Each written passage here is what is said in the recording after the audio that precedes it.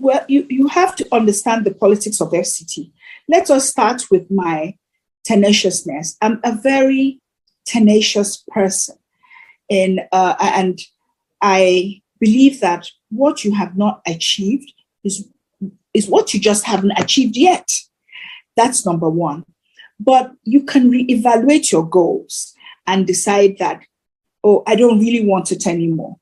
And for almost 20 years, I met this woman who worked for the British Foreign Service, who told me whenever I felt that my ideals were different from that of most of the people that would be in the National Assembly. She said to me, you know, madam, the nuisance factor, the person that everybody has to get through.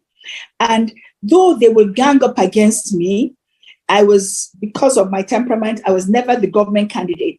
But I knew that as long as I kept coming out every year, every election year, they have to figure out what they are going to do about me, because I have never gone into a primaries where I was third. I was always the person next to the government candidate. So it meant that I had enough support. I mobilized enough so that I was a factor. So as long as I was a factor, then let everybody figure out how are they going to get through me.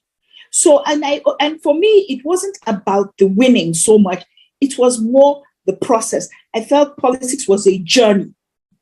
And as long as I was on that journey, but I entered APC with so much idealism.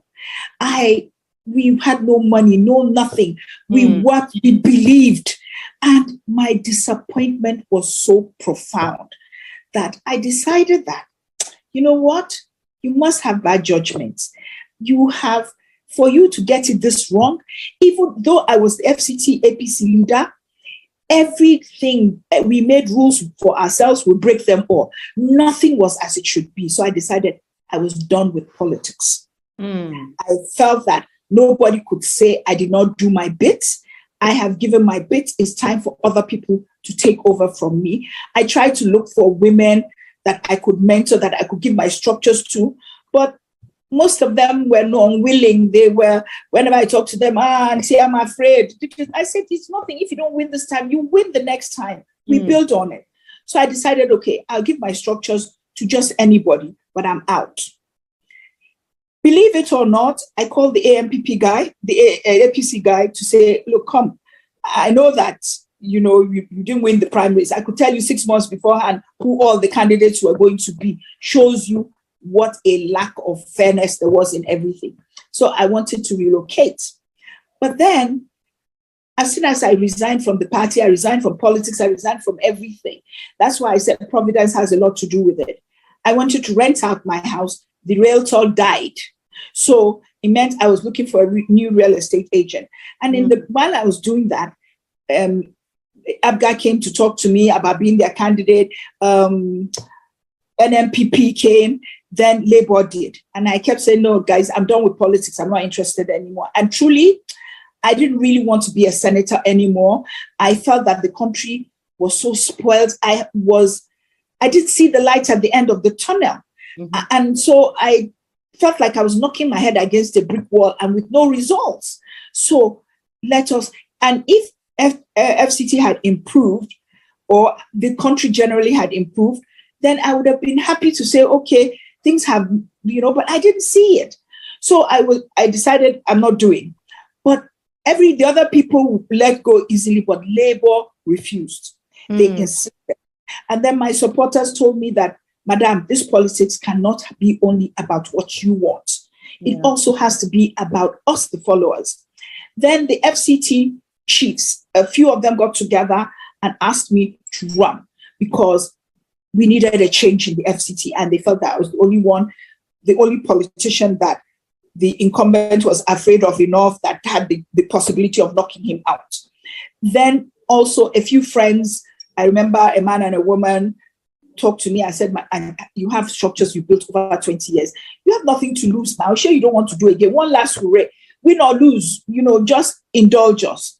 So I gave Labour Party my rules, which were, I'm not trading in delegates. I'm not giving anybody money. I'm not doing this. I'm not doing that. They agreed, and that's how it was.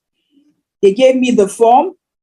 I returned it within 3 days. They gave it to me, I think, on a Thursday or a Friday. I returned it on a Monday. We had the primaries on Wednesday at Blake Resorts. That's where the primaries took place. And that's how I became the candidate. Okay, one of the reasons I had the confidence to do that, in FCT as a rule, we tend not to go with the trend of parties. We tend to go more with candidates more than parties. We focus more on the people running. Otherwise, with all the money that was brought out in 2003, for every naira I brought out, the government would bring out 10,000 naira for the PDP guy. I wouldn't have been, the votes between us was minuscule. In fact, INEC later told me that I actually won the elections. They were not at liberty to tell me. All I had to do was ask for a recount. So FCT, they tended to respond. And in 2007, AMPP won in spite of the money that PDP poured into here. So it was not about the parties. So I felt that with the right campaign, there was a possibility of winning regardless. And that's even what the chiefs told me, that I should just pick any party I run, that it's people that we sell in the FCT because of the type of electorate we have. They're civil servants, they're literate, that sort of thing. They're easier, they make up their minds regardless of the platform. So I decided, okay, let's go with Labour.